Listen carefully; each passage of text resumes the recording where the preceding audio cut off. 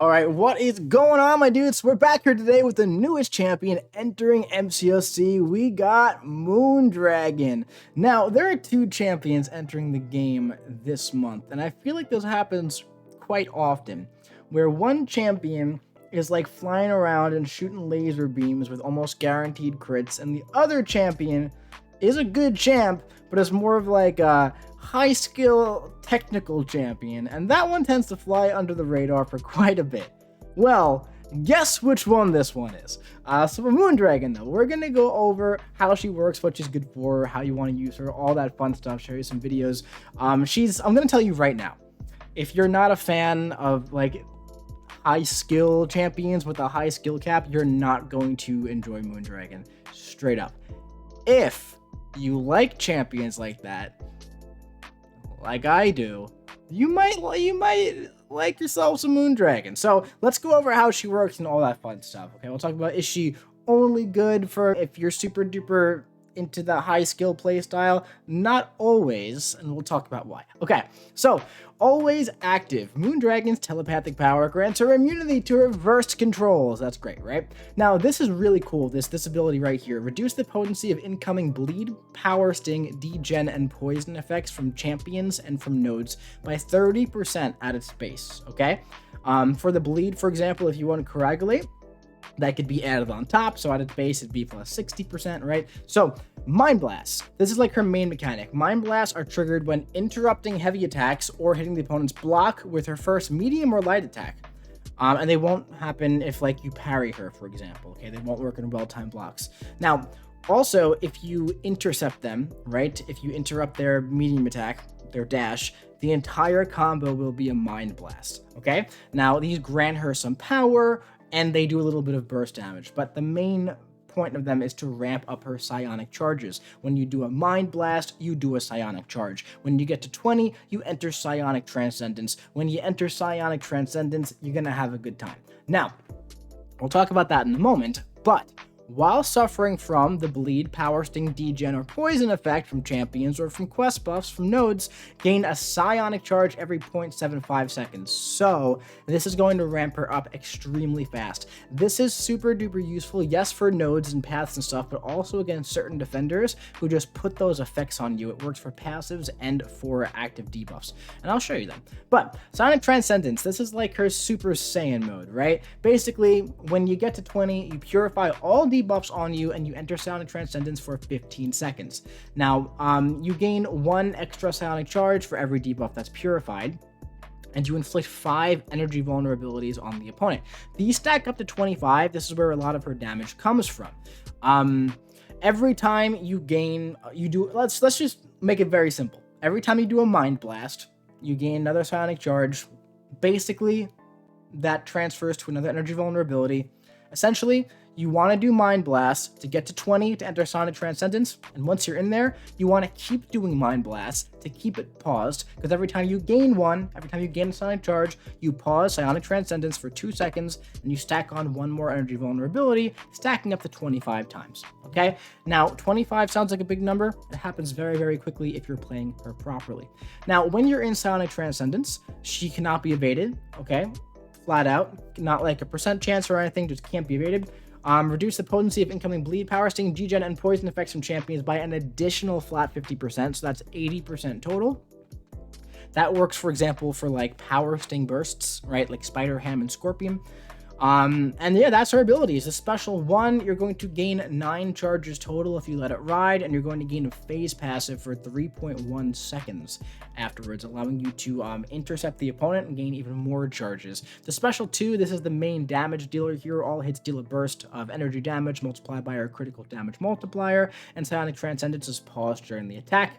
And the special 3 puts an Incinerate debuff on for 25 seconds, and inflicts a critical Incinerate passive if you're in Psionic Transcendence, which you should be, and while that is active, you have 25 seconds of the energy vulnerability or Psionic Transcendence just being paused. So this is what we talked about earlier, it's like, do you need to play her with the high school playstyle? No, you can build up to Silent Transcendence, right? Then you can go for the special 3, have it pause for 25 seconds, maybe go for another special 3, right? Go for the special 2. So there are certainly ways around it. On top of that, if you're up against a matchup like, for example, Scorpion or like Dormammu, where you're going to find Degen or Poison on you very, very often, you're going to ramp up to 20 very, very easy. So you're not going to have to like intercept and keep your combo strings alive and do all the block breaking and stuff like that. Now, where the high school play comes into play is you can use her very effectively in matchups that don't involve those things, and you might enjoy her quite a bit. Okay, well, you can decide for yourself when you see the gameplay if it seems like a style that you would like. On top of this, she also has a pre-fight ability that's pretty darn cool. Basically, you start with 1 charge. It gives the presence of the Moondragon ability, and you gain 1 persistent charge back when you knock an opponent out with Moondragon. Basically, with any champion in the game, you can go in with the pre-fight and you're immune to reverse controls, and this can trigger 3 times in the fight.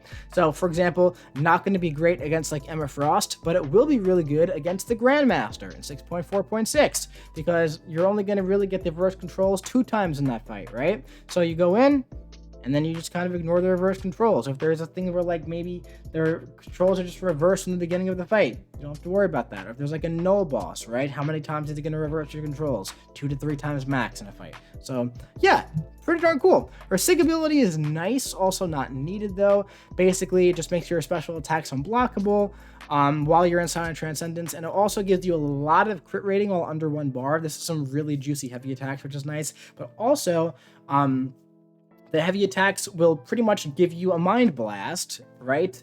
Which is essentially going to pause your Silent Transcendence. So it just adds into that skill element of punishing the defender's special attacks with your heavy. So let's go ahead and before we do anything, let's look at some ways to ramp up, okay? So here against Rhino in Realm, here, hitting the block, 1 Mind Blast. Interrupting a heavy, 1 Mind Blast, right? Intercepting, full Mind Blast combo. Now this is fun. Watch this. We're gonna hit their block. Wait! Intercept them. A little block break intercept, and you're ramping up. On top of that, special 1. You never have to do high skill play if you want to just go for the special 1, gain your charges that way. As you can see, I'm now in Psionic Transcendence. We have the energy vulnerability on him. I'm literally doing some parry heavies there to get some of the crits, right, from the Sig ability. So you don't have to play her with high skill play, but if you don't pause your Silent Transcendence, it's going to fall off. It's going to fall off, and at that point, you're going to have to re-ramp, right? But as you can see, I let it fall off about 75%. Let's see how long we can keep it up now if we just really kind of stay aggressive, right? And we punish their special attacks with our heavy, and we go in for an intercept, and we intercept again, right? And we're just gaining our stuff here.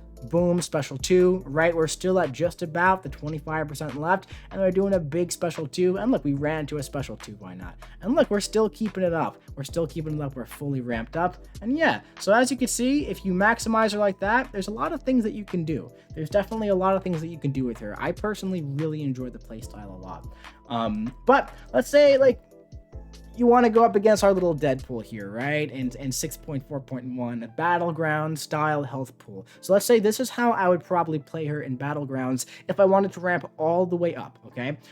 So right here, we're done. We're ramped.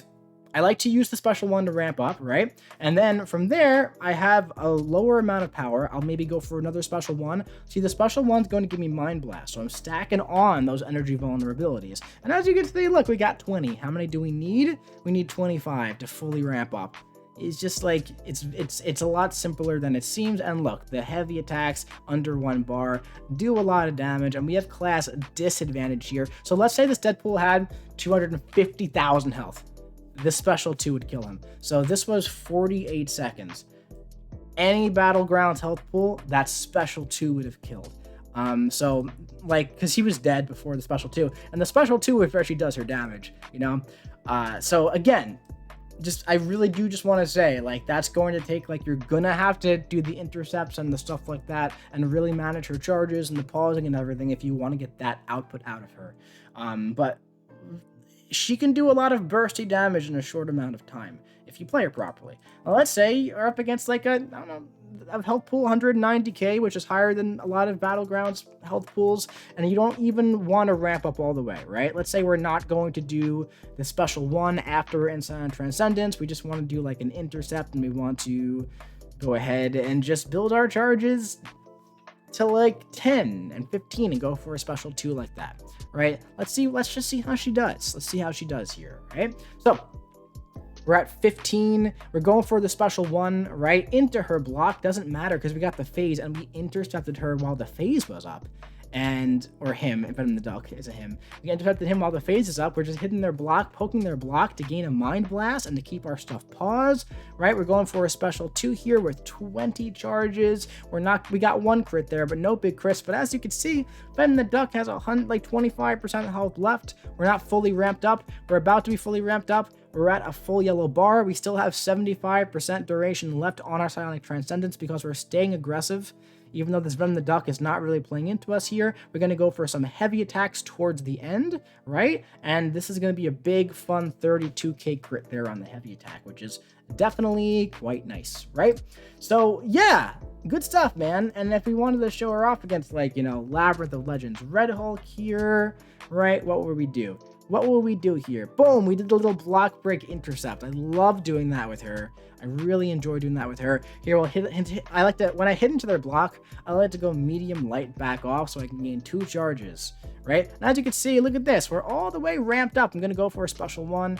Keep my Sonic mode paused. Gonna intercept them. Gonna go for another special 1. I really like the special 1s for ramping because look, see the energy vulnerabilities, they go all the way up, right? As long as I just keep poking their block afterwards, that's what I like to do. And here, look, 24 energy vulnerability. That second special 1 in Psionic probably was not necessary, but when I'm doing Mind Blast, I'm gaining 1% of my power, which overall is getting me back to my special 2s just that much faster, all right? So I'm going to bait out a special attack from him. Going to knock him back with a heavy attack. Go for my special 2, right? A nice 23k crit at the beginning. No crits there. That's okay because you get the extra additional red burst. But a nice 42k crit on the heavy attack with class advantage there. You love to see it, man. You love to see it. So Red Hulk is down 75% health already. Again, this same rotation. You kind of just stay with it here. And you just kind of keep this rotation going at this point. We're under a bar, so we should have some nice, big, juicy crits there, right? Again, another one. Bam, 42k. Like Red Hulk's down to 60% or 60 hits in. You get the point. And that kind of... Nice, we get hit. That kind of rotation just kind of keeps going. It kind of keeps going throughout the fight. And yeah, so let's take a look at her against, like, different defenders. Like, how is she going to ramp up against different defenders? So she's really solid against Scorpion, right? Because Scorpion does what? He's really annoying and he evades you, and also he puts poisons on you. Now this Scorpion perfectly is not cooperating with me, so I didn't get, a lot of charges. That's going to happen very often. But I'm going to bait out a special 1, and instead of dexing it, I actually want that poison on me. Why? Because look at my psionic charges. They are shooting up. And now Scorpion can't evade. Evade failed. He'll never evade me, right? So really solid for fighting Scorpion, especially if the AI cooperates initially. Now, Mojo.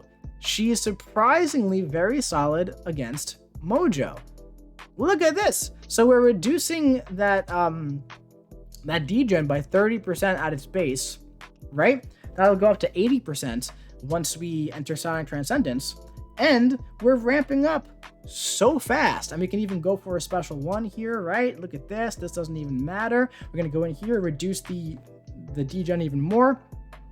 Go for an unblockable special 2. And Mojo's flushed right down the toilet, man. See you later, brother.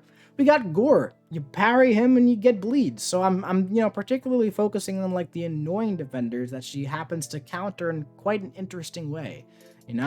We ramp up super duper fast against this guy. His bleeds last forever. And now the bleeds are minus 80% potency, so are the poisons, right? The shocks are going to be hurting us for sure. And I think I'm actually running Despair, so that's actually hurting as well. But yeah, right? You ramp up quite nice like that. You got Dormammu, same kind of thing as like, what's his face, Mojo. And look at this. His stupid Sig ability, well, we love it. You love to see it.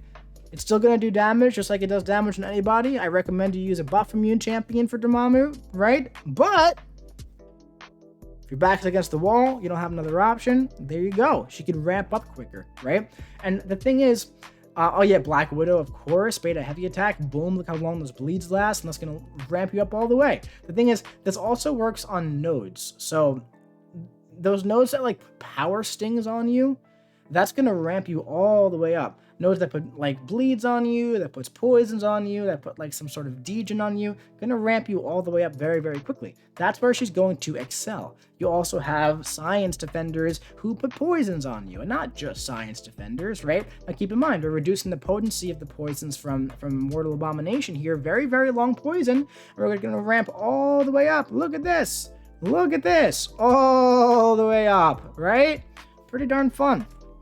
Pretty darn fun there. Now, there's also this part in her ability where she goes into Psionic Transcendence. She purifies all debuffs on her, right? And inflicts the energy vulnerability. A champion like Null, for example, who's going to make 15 debuffs on you to start, is going to really speed up her ramp if you do it from a technical aspect. So if you enter Psionic Transcendence by intercepting and stuff, you're going to start with like 20 of the energy vulnerabilities on Null, because you get the 5 from entering and then 15 debuffs purified off of you. So that is certainly quite fun, and on top of that, you're immune to his reverse controls. So she's a quite good Null counter as well. Just gotta watch out for the unblockable and the unstoppable when he triggers his corruption. But yeah, man, that's Moondragon. That is Moony D. I like her. She's fun. I think she looks kind of cool too. It's a pretty interesting stance. She's always like that, man. She's always like her thighs have got to be getting tired. Those quads got to be getting tired. But yeah, that's Moondragon. She's bald. The newest bald champion to enter the game. I'm sure Brian Grant's going to love her. Probably. Or maybe he'll view her as competition. One of the two. I'm interested to see which one it is. So you may have thought that the bald thing was a joke, but the real joke was implying that Brian was going to test her in a timely manner. That's going to be it for this video. I do hope you enjoyed it. That's Moondragon. It's what she does. It's how to play her. It's how she does things. Let me know what you think in the comment section below. And hey, I'll be seeing you same time, same place in about 2 weeks for the other guy. Bye.